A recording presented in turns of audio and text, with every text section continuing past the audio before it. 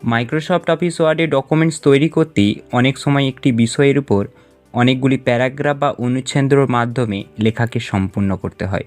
সাধারণভাবে প্যারাগ্রাফ বা অনুচ্ছেদ বলতে আমরা বেশ কয়েকটি লাইন বা অনেকগুলি লাইনের সমন্বয়ে গঠিত একটি অংশকে বুঝি।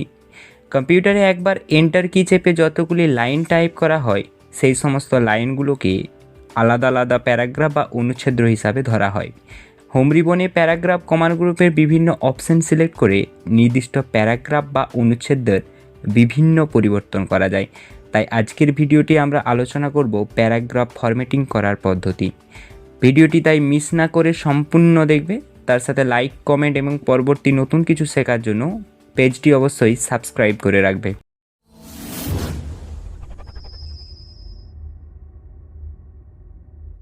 নমস্কার, আমি Sudip Rana. Welcome back another msword video. আজকের ভিডিওটি মাইক্রোসফট অফিস ওয়ার্ড টিউটোরিয়ালের পার্ট 4। আগের ভিডিওটি ছিল মাইক্রোসফট অফিস ওয়ার্ড টিউটোরিয়ালের part 3।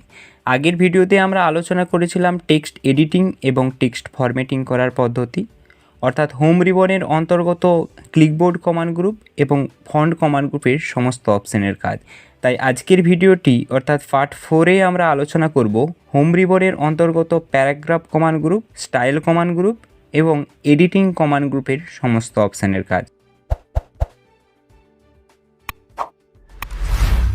Microsoft Office word 2007 open করার পর হোম রিবনের প্যারাগ্রাফ কমান্ড গ্রুপ মূলত প্যারাগ্রাফ ফরম্যাটিং করার জন্য ব্যবহার করা হয়।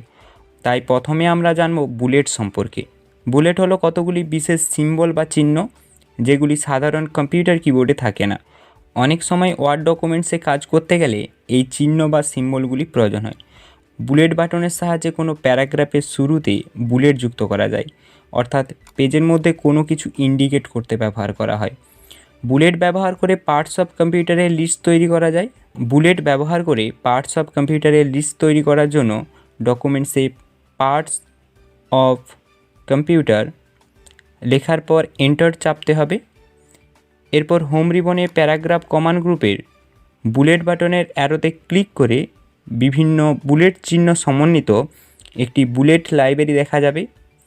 ওই লাইব্রেরি থেকে পছন্দ মতো বুলেট চিহ্নের উপর ক্লিক করলে বুলেট চিহ্নটি যুক্ত হবে। এরপর এন্টার চেপে চেপে পার্টস অফ কম্পিউটারের লিস্ট যেমন monitor, keyboard, mouse, CPU, UPS ইত্যাদি লিস্ট বানানো যায়। লিস্ট বানানো হয়ে গেলে পরপর দুবার এন্টার প্রেস করলে লিস্ট থেকে বিচ্ছিন্ন হয়ে যাবে।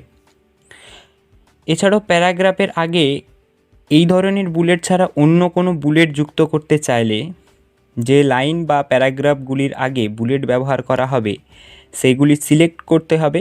এরপর হোম রিবনের প্যারাগ্রাফ কমান্ড গ্রুপের বুলেট বাটনের অ্যারোতে ক্লিক করে প্রাপ্ত তালিকায় ডিফাইন নিউ বুলেট ক্লিক করলে একটি difference new bullet dialogue box প্রদর্শিত হবে। বুলেট ক্যাটাগরির অন্তর্গত সিম্বল অপশানে ক্লিক করে একটি সিম্বল ডায়লগ বক্স প্রদর্শিত হবে।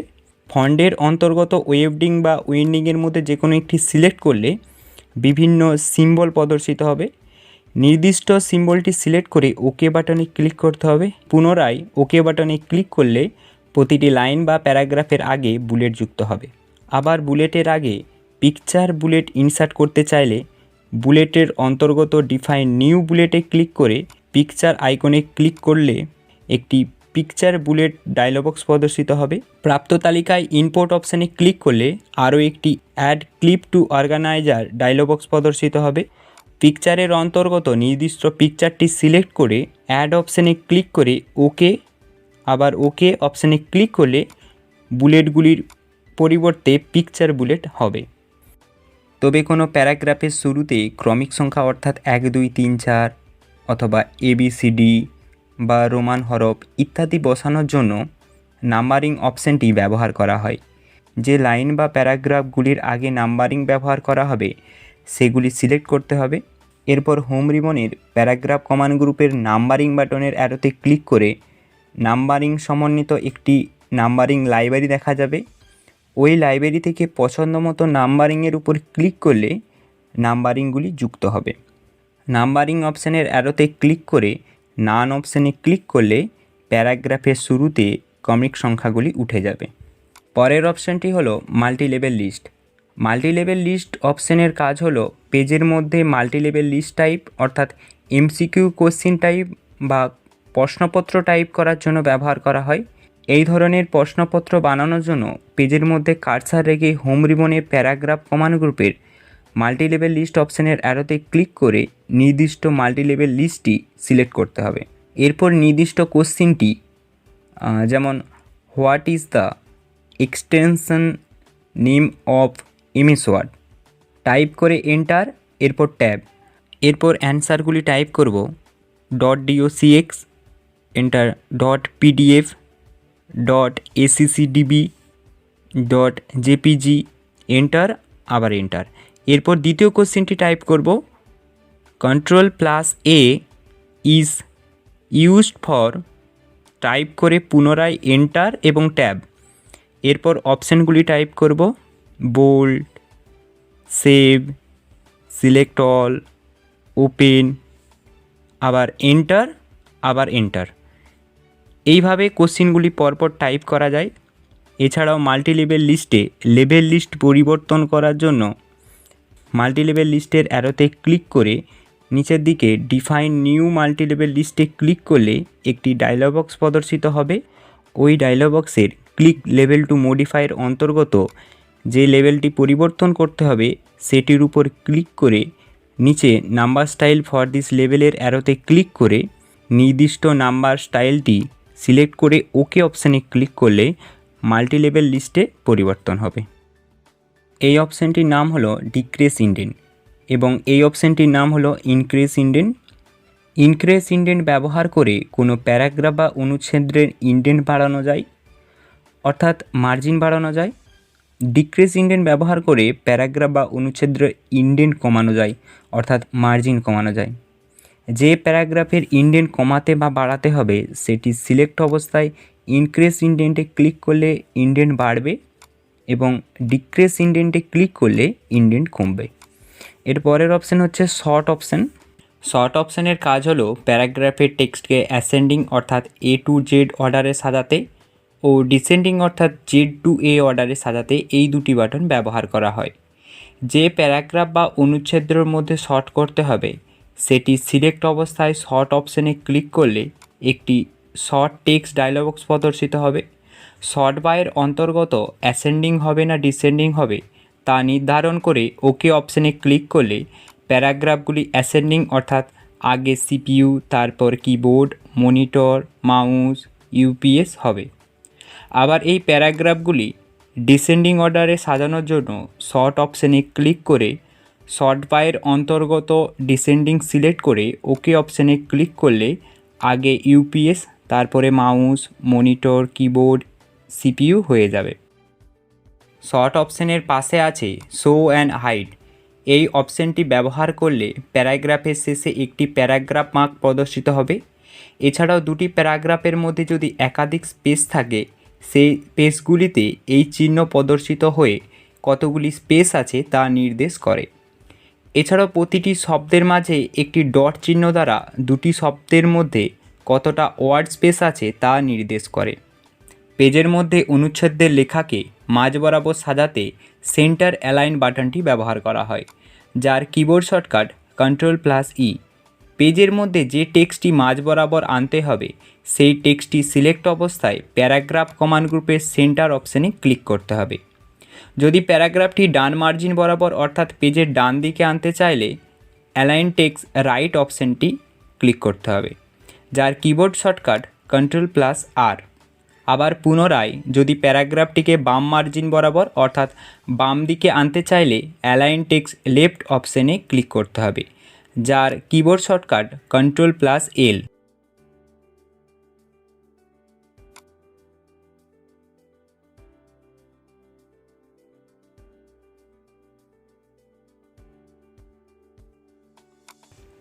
জাস্টিফাই অপশানে ক্লিক করলে প্যারাগ্রাফের ডান ও বাম মার্জিন বরাবর দুধারই সমান হয়ে যাবে, যার কিবোর্ড শর্টকাট Ctrl+J।